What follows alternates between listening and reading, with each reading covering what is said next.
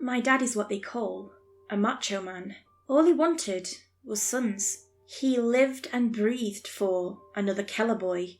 Naturally, when my older brother was born, he was overjoyed. 3 years later, he begged my mum to have another son. When he found out we were twins, he was excited to have 3 sons. So, when my brother and I came out, and he saw that I was a girl, he was despaired. I've always been his least favourite kid, and he never tried to hide it. While he named my brothers Anthony and David, which means priceless and beloved respectfully, he named me Lilith, which literally means night monster.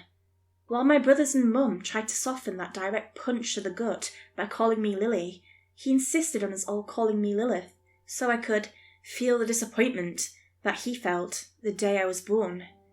Clearly, him and my mum had not stayed married, and quite unfortunately, he signed for full custody when Anthony was 5, and David and I were 2. Things just got worse from there. If he took Anthony and David out to eat or to see a movie, I was to stay at home. He spent all his time playing sports with my brothers and wouldn't let me join in, even though I, as a girl, actually showed a genuine interest in what he was doing with my brothers.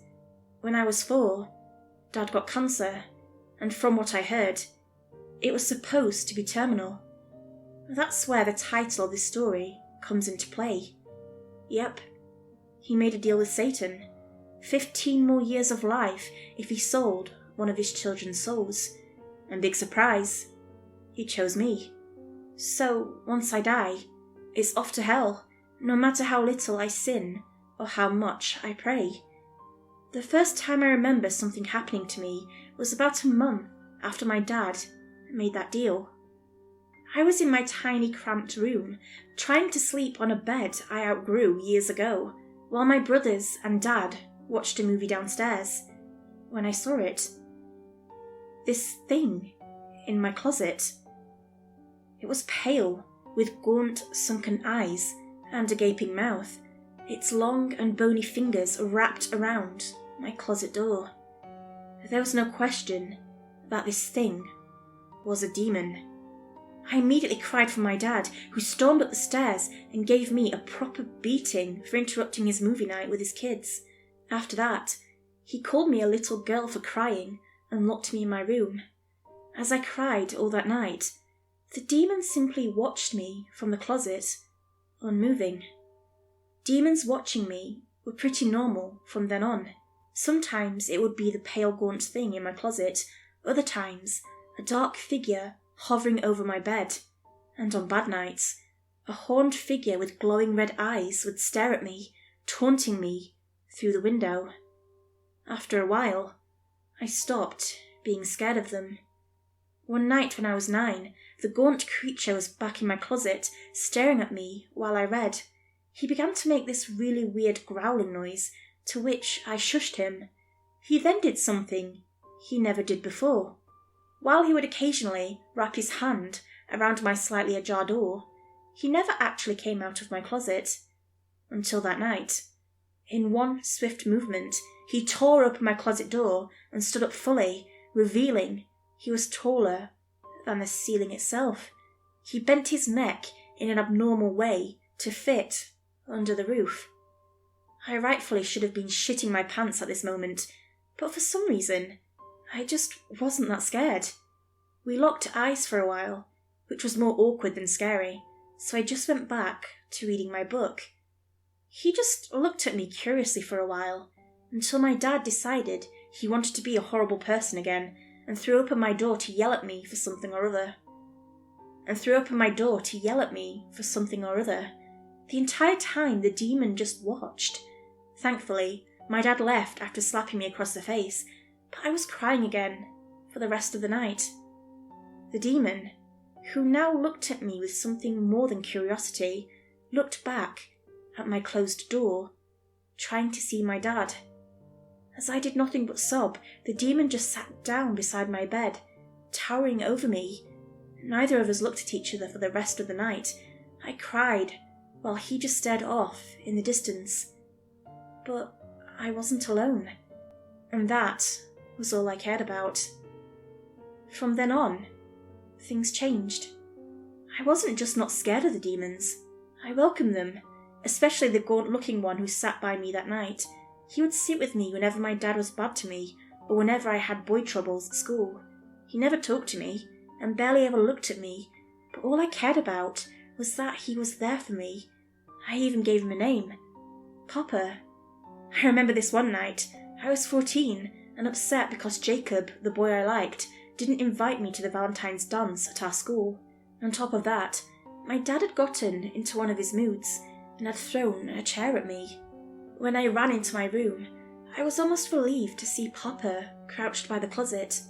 "Papa!" I cried, running to him. It was stupid, I know. I was calling a literal demon Papa, but I had nobody else. He was the only one who had ever shown me any sympathy. At first, he stepped back, but as I cried even harder, he looked at me in the eyes. Maybe for the first time since that night, he stepped out of the closet. Then he did something surprising. He hugged me back. As I felt his icy cold hands wrap around me, I should have been terrified, but I was filled with love. Love for finally finding a dad who loved me. But one night, as I was reading To Kill a Mockingbird for my school project, I made a mistake. Papa looked curious, so I decided to read out loud to him. I guess I made too much noise though, because David opened my door. "Lilith, who the hell are you? What the fuck is that?" he screamed, and my dad came rushing up. Papa couldn't hide in time, and now Anthony, David, and my dad all stared him down. He stood up, revealing his giant stature, and David began to cry, while Anthony froze in place, and my dad ran off to get a vial of holy water he had kept by his bed ever since the deal was made. As I tried to run away with Papa, he stopped me and shook his head. We both knew it was too late.